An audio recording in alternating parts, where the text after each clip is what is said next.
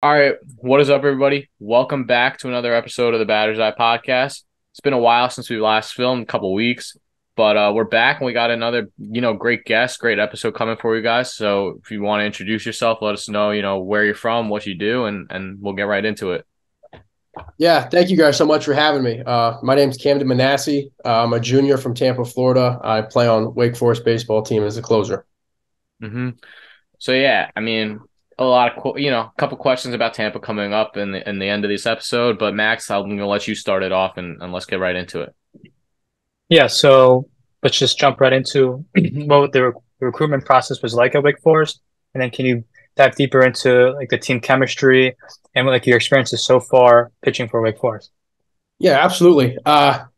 So my experience was a little bit different than most. I didn't make the JV baseball team as a freshman. I played on the freshman team. I had made the varsity team my sophomore year. And then things started to pick up for me for sure. So my sophomore year of high school and that summer, things really picked up recruiting wise. Schools started to come and watch. I ended up having 5 offers, and I was between Wake and Duke. I toured both Wake and Duke after my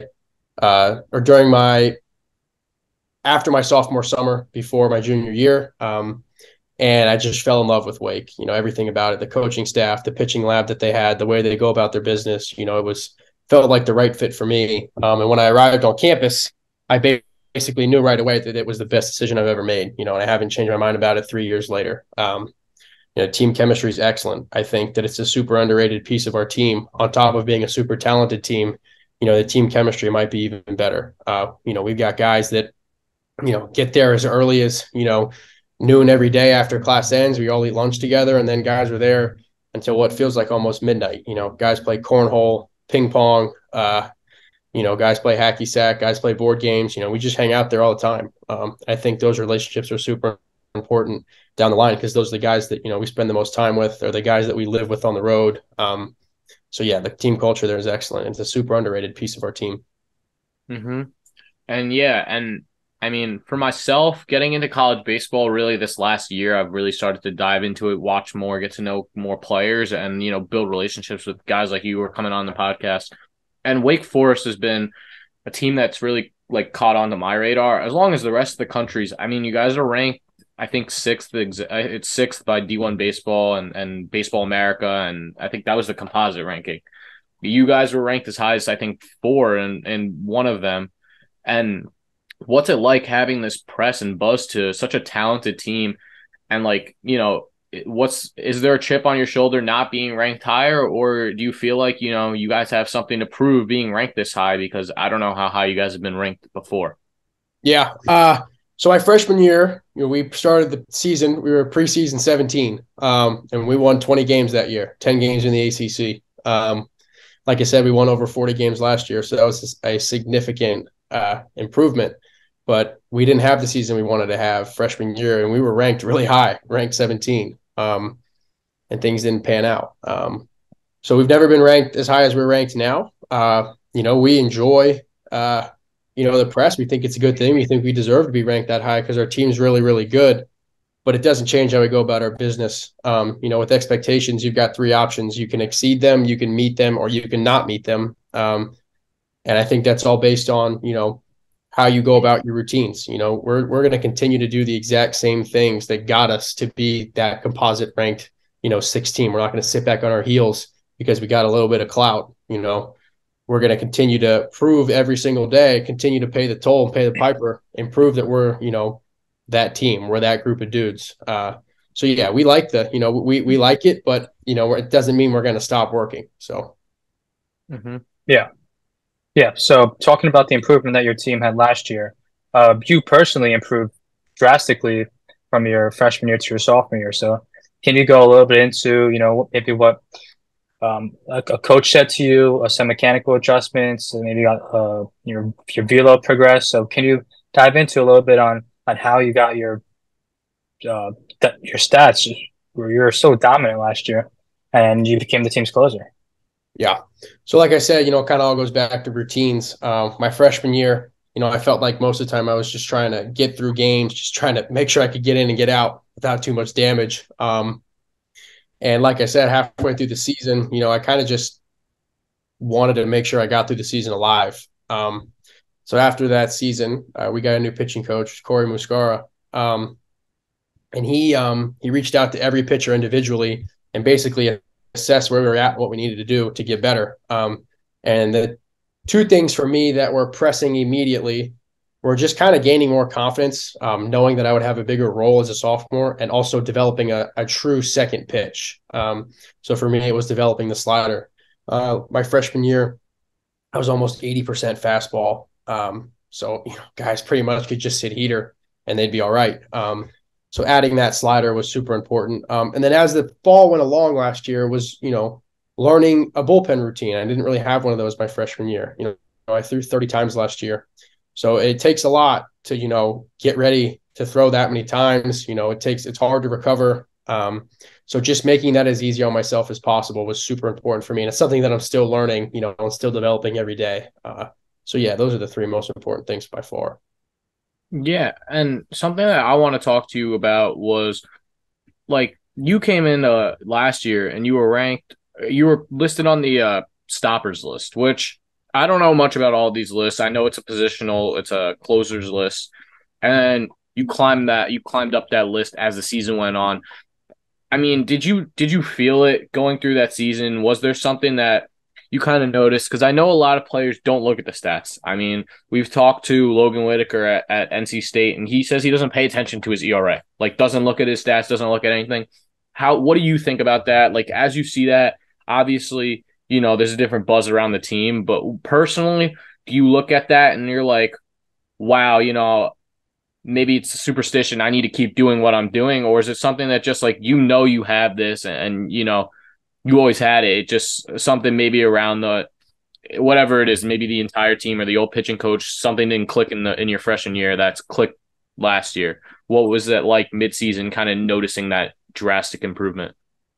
Yeah, I think, there's so much like social media and you hear about these things all the time. Like every time we have an All-American thing come out, something gets posted about it. Anytime anybody has a bad game or a good game, things get posted about it. So it's kind of hard to shy away from, any sort of press, good or bad. I think it's really hard.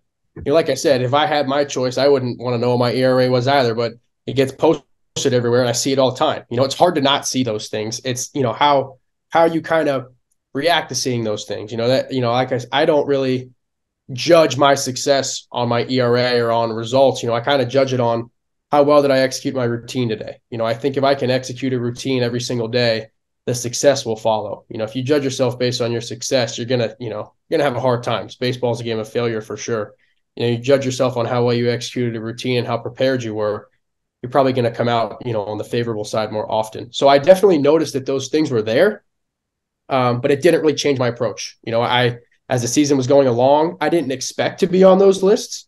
I just kind of was doing my thing, and slowly I kind of, figured some stuff out, and I started to see my name on those things. And I'm, it's cool, but it doesn't change who I am as a player. You can't walk out to the mound holding that reward and saying, "Look what I got," because those guys that are facing you, they don't care at all. They still want to bite your head off. So, like I said, I think it's just sticking with routines, doing the same thing every day. Once you garner a little bit of that, success and a little bit of, people looking at you, it doesn't make any sense to stop doing, all the stuff that got you there. So, I've said that multiple times, but, I really believe in that firmly. Yeah. And, I mean, to add to, I guess, what you're saying, I mean, a lot of people have said this to me personally. It's like, you have to earn it, and you've obviously earned it, but you don't take what you've earned, you don't show it off, because there's always room to improve. And I mean, I guess for I know, obviously a lot of people probably do know because social media is out there, but you are named the preseason All-American, so congratulations on that. Those recently kind of just all came out, the Baseball America ones, and the ones that I guess they all matter. All those sites matter, but the one that gets, I think, nationally recognized is Baseball America. That came out recently, a couple days ago. You were named the third team preseason All-American. So congratulations. Just wanted, to say that. Big honor. Thank you. Yeah, I appreciate it. And yeah, so what are some goals that you have for yourself this season? And obviously, big year, junior year, you're draft eligible. But that's so far ahead. I don't know what you're looking at, but what are some goals you have for this season? Maybe first individual and then obviously some team goals. Yeah. So I'd say individually, it would be to be the same pitcher that I am in February, that I am in June, in July when we're playing deep into the playoffs. That was, I had a really good beginning of the season last year, middle of the season, and towards the end of the season, I definitely didn't have the season that I wanted to, really when it mattered, in the ACC tournament and in the regional.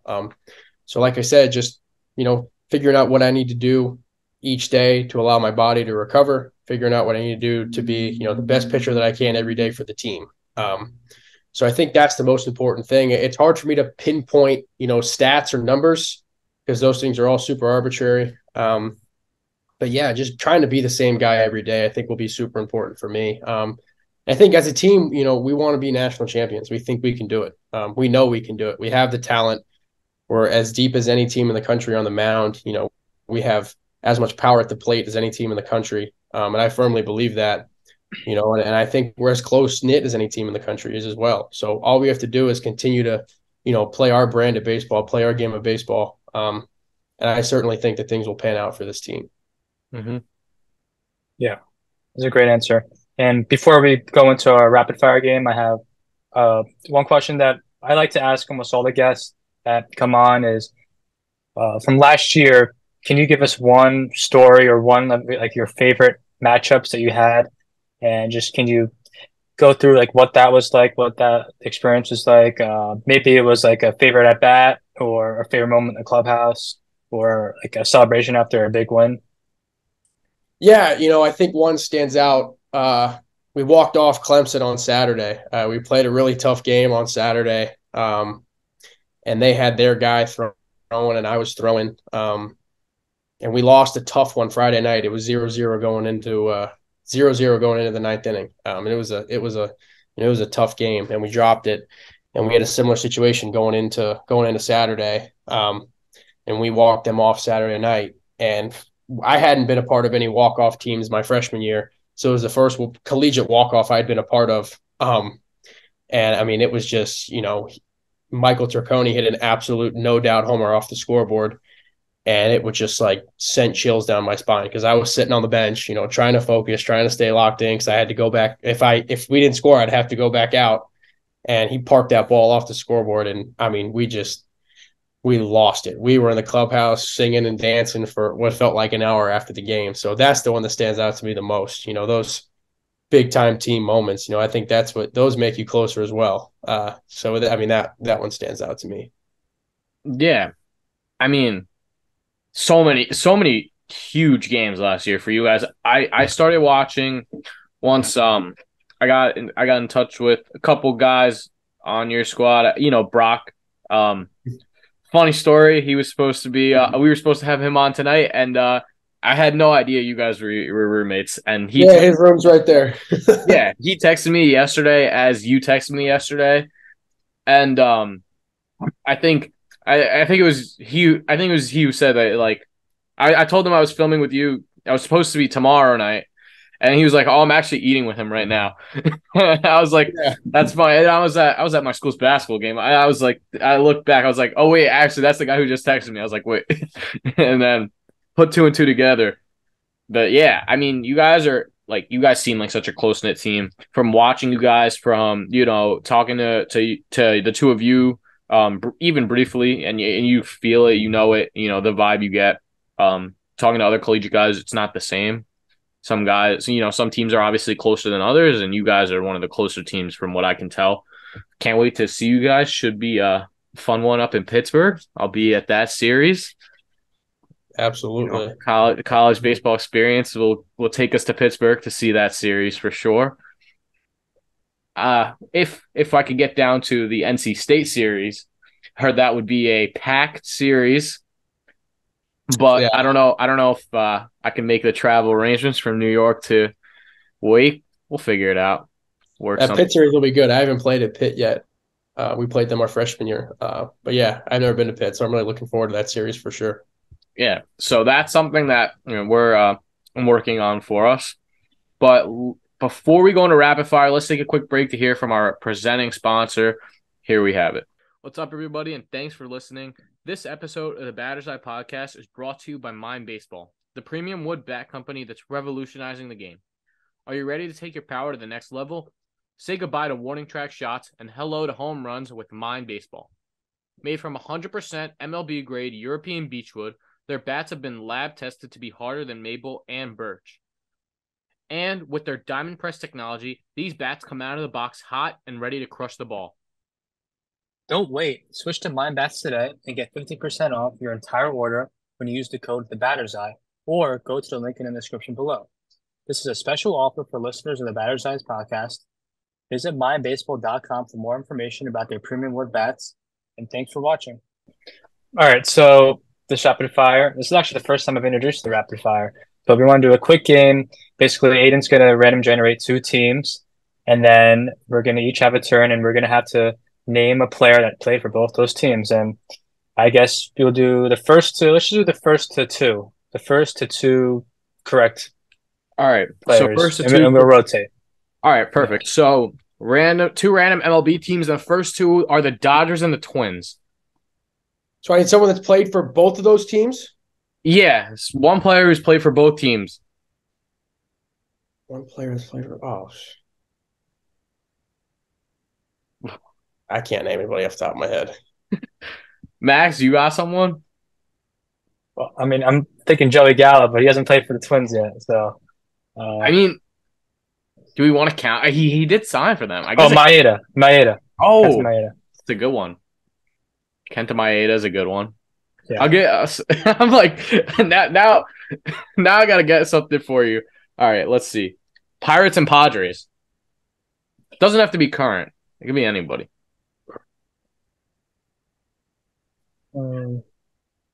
Musgrove. It's a good one. There you go. He's good with this stuff. There you go. I'll take my loss. All right, Aiden. How about you? Dude, I'll give you 2 random teams right now. All right. I'm not good at this. Put me on the spot. I'm not going to do this. All right. Marlins and Cubs. Marlins and Cubs. Oh, nope.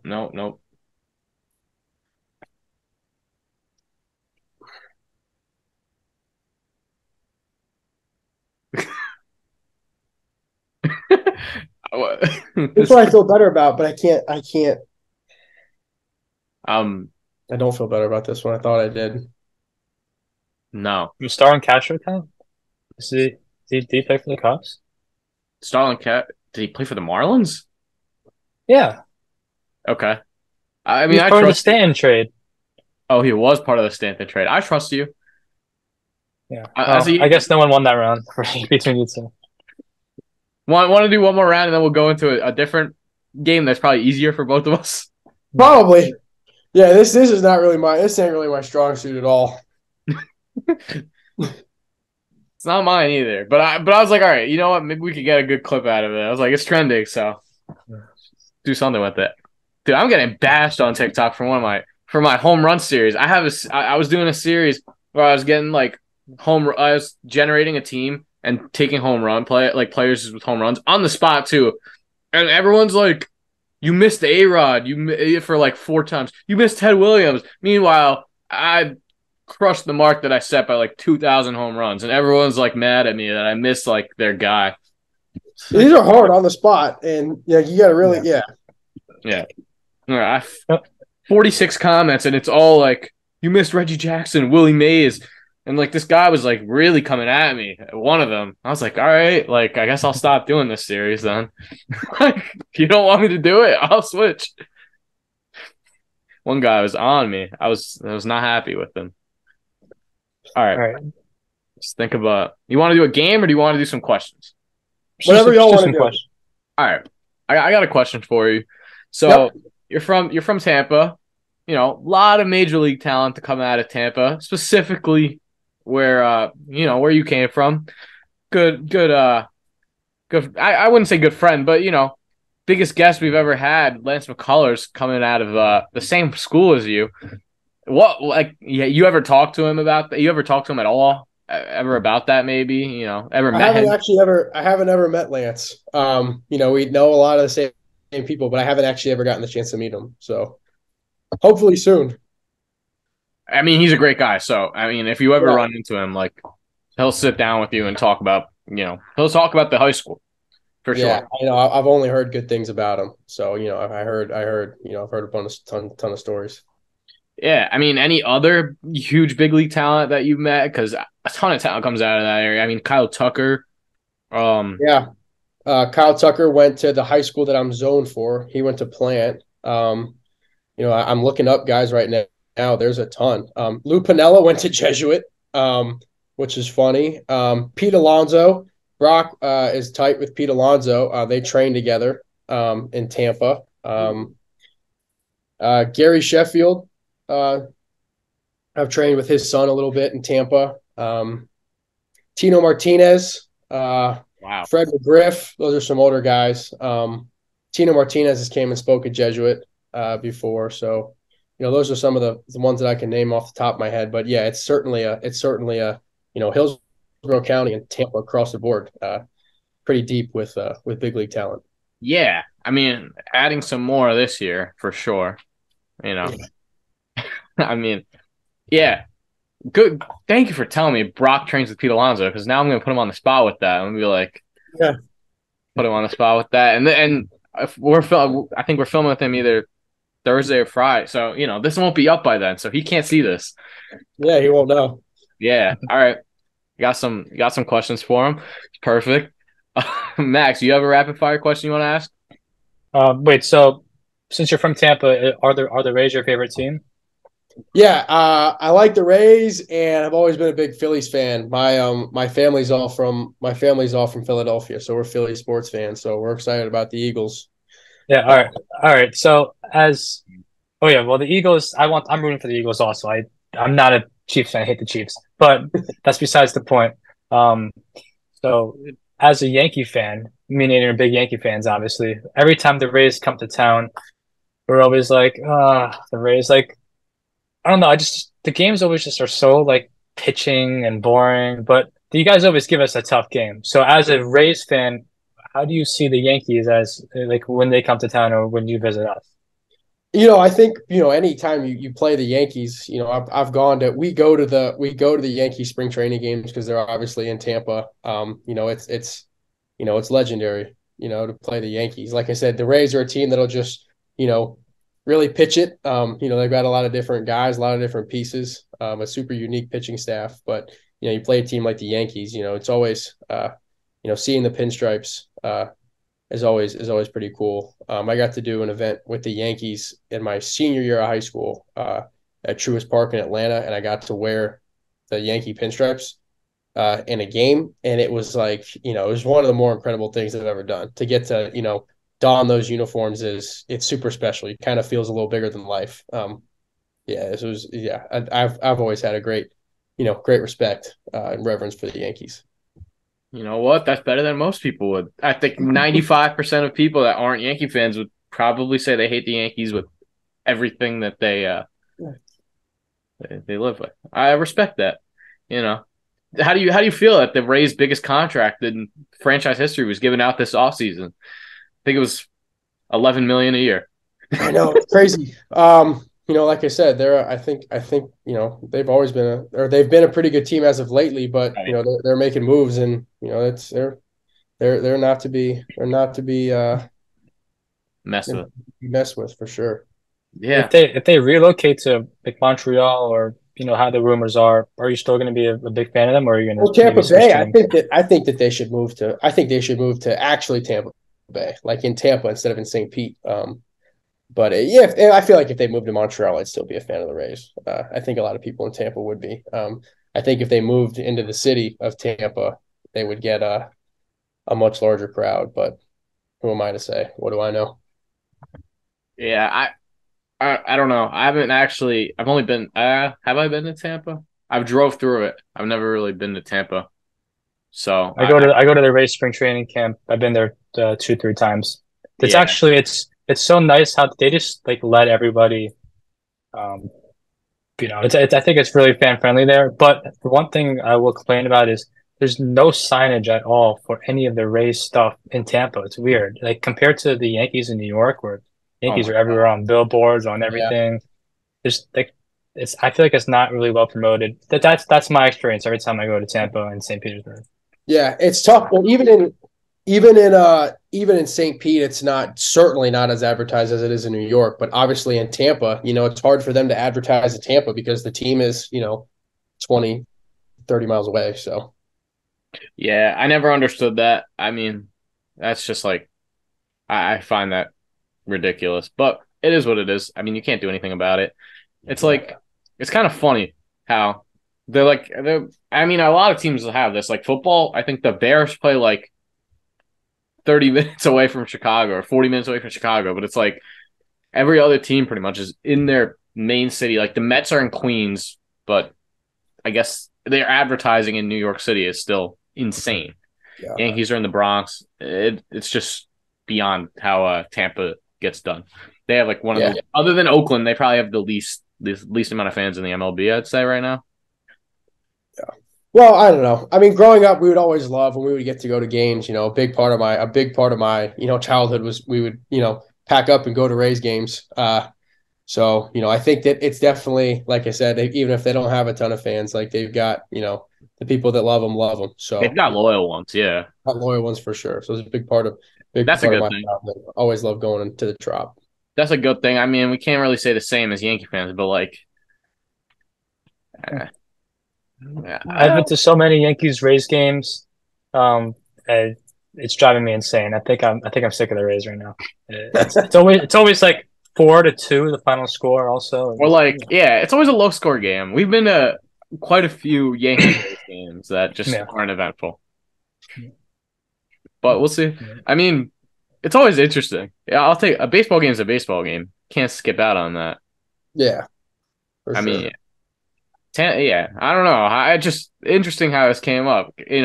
I had to mention it because I was literally just talking to Lance a couple hours ago. So it's like funny how this path crossed. Yeah.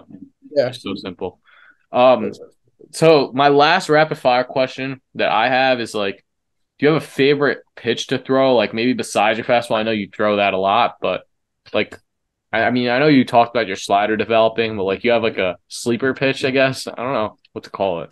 Yeah, no, I mean, I would definitely say it's a slider. I've always been a guy that's thrown predominantly fastballs. So, like I said, I think now, I almost, feel more confident throwing on the slider than I do the fastball. It's arguably my most consistent pitch now. So I throw it a lot. Definitely, I throw 3 pitches now. I throw the changeup too, but, definitely the slider. It's kind of become my bread and butter a little bit. I really like to throw it. So I never thought that I'd say that. I always thought that I'd always just be a big time fastball pitcher, but the sliders fun. I really enjoy it. So now, so those were our questions. I do have some fan questions because I did post on my story. So you got a Yeah. few. So, uh, so shout out to Eric. I'm gonna get his question in here because, well, you'll be. So we're filming this on Tuesday. His birthday's tomorrow. So happy birthday, Eric. You'll see this in the episode. But what's the fastest pitch that you've ever thrown? The fastest pitch I've ever thrown in a game was in our last inter squad. It was 97.5. Okay. Damn. Damn. All right, so we'll get two more in here. Who is the best hitter that you have ever faced? Brock Wilken. Easy. Easy. I've played against him in inter squads, and he's Brock by far. Will he say you're the best pitcher he's ever faced? Probably not. He probably won't give me that much credit, but no, he's definitely the best hitter I've faced. We've pitched and I've thrown to him a ton. We've done live ABs together a ton. He's got a big league approach. He's got big league power. So I've been around him the most. He's a hard case to crack. Throwing to him is always a treat because I always get better, but it's tough. Mm-hmm. And then the last question I have for the day, how hard did you throw as a sophomore in high school? A sophomore in high school, um, I think in like my like tryout, I remember vividly because it's kind of when I started getting good. In tryouts my sophomore year, I was like 84, 85, like top 84, 85. And the first outing that I had that I started to kind of garner some looks was we played against IMG and I had to pick up a start against IMG because one of our guys got hurt. And I was like 86 to 88 my sophomore year. So that was the best I was in my sophomore year. So yeah, 88 my sophomore year. How did that game go? It went well. I threw 6 scoreless. So that was kind of my breakthrough outing, in high school and kind of, got my name on the map a little bit. So it was good. That makes sense. I mean, who'd they have at that time? It was I'm pretty sure Blaze Alexander played shortstop. Oh my God. Um I know how good he is. Yeah, he was really good. I don't remember any of the other players' names off the top of my head, but I remember at the time they were like the number 5 team in the country or something like that. They were pretty good. Did you guys win that game? We did. Yeah, we shut them out. We won like 5-0 or 6-0. Impressive. Yeah. I mean, yeah, that's crazy. I think that's a perfect story. That's like one of the best ways we've ever like had to end this. Like that's a perfect way to end the podcast. Yeah, I mean, any last words, anything to anyone watching, to anyone, even to Brock, if you want to say, you want to mess with him, you can say anything. Any last words? Yeah. You guys can tell Brock I said hello. You guys can pick on him for me a little bit. I want to thank you guys so much for having me on. This is I enjoy doing things like this. I was super excited to get the message. I know I responded super late. I'm not on Instagram a ton, so I really appreciate you guys having me on. I really enjoyed this. Of course, man. It's always always fun having guys on, especially fun guys to talk to, and guys with some really good stories. Max, any last words? No, just thanks a lot for coming on, and sorry for the technical difficulties earlier, but powered through it. And hey, good luck this year. I'll definitely be watching on ESPN.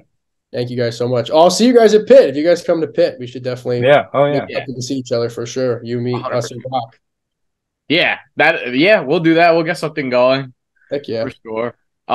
Yeah, I mean, Max, really nice using power through it. When my power went out, it did not need to, be said, but no, I'm messing with you. It was great to have you, man. Thank you for coming on. Of course, always fun to, film with anybody, and this was a great episode to film. This will be out soon. I can't wait for everyone to watch it. Just be sure to like, subscribe, and leave a comment. Anything you guys want, I can ask, and I could post the answers on my Instagram story. If there's anything that I didn't ask on the podcast. And I'll link all your stuff in the description. Be sure to follow him and watch him on ESPN this year. Thank you, guys. Awesome. Thank you, guys.